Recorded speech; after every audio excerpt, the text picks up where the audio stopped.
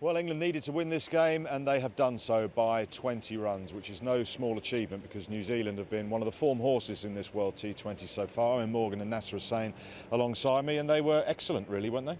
They really were. A brilliant game of cricket, to be honest. Two sides have always gone hard at each other, two sides with a lot of respect for each other. And England, a side under pressure. You know, New Zealand could afford to lose, play Ireland in their last game. They could win that and go through. England couldn't afford to lose. So to show the skills they did, especially with the bat under pressure, was outstanding from England. That show a lot of character? Huge amount of character.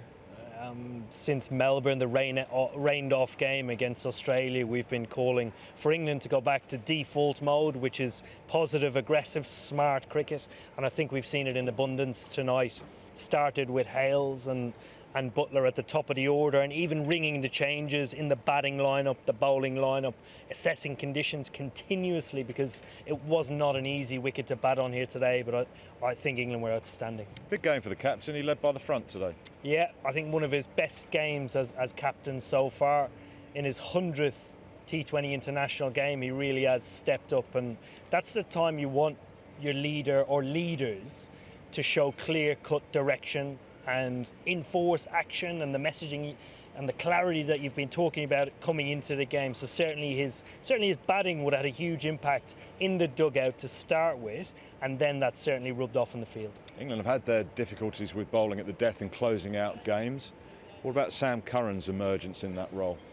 Outstanding, not just this evening really, but in the last 3 months. You know, Chris Jordan has been away injured, he's not made it back into the side, so they've needed someone to stand up. I thought Mark Wood bowled a really good over as well that just dragged it back.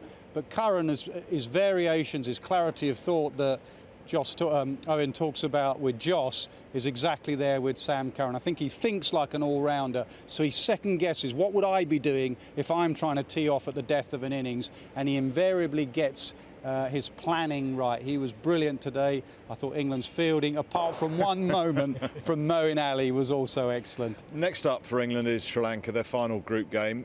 They win that, they should go through unless Australia absolutely annihilate Afghanistan, and then the run rate could come into it. You did the game earlier today. What sort of challenge will Sri Lanka pose? Challenge will be mainly from spin, not exclusively spin. They've got a bit of pace as well, but Tikshana, the spinner, and Hasaranga has been excellent. Hasaranga for the last year in T20 cricket, leg spinner that spins it both ways, good batter, great in the field. He is one that has been fielding well for Sri Lanka. Their fielding has been disappointing in the tournament. The other added value to that game, obviously, is that Chris Silverwood is now their coach, the ex-coach of England, so he will want some payback on this England side. Nice to have it in your own hands if you're an England captain and an England player. Absolutely, and you're reinforcing confidence in an already confident side. England came into the tournament as one of the hot favourites and one of the most informed teams. I don't know how they lost form in a couple of games, but it is back. It is back. To the media. Absolutely. 7:30 Saturday, England take on Sri Lanka at the Sydney Cricket Ground. If they win that one, they should go through to the semi-final.